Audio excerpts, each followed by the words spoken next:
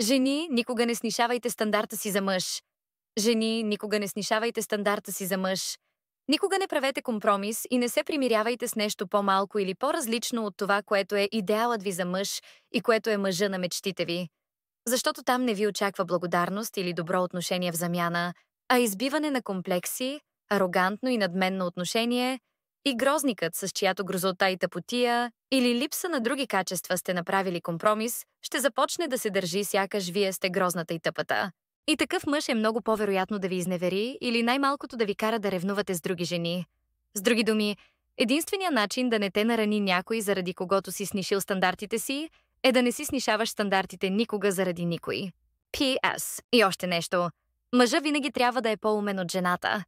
Ама не да си мисли само, че е много умен.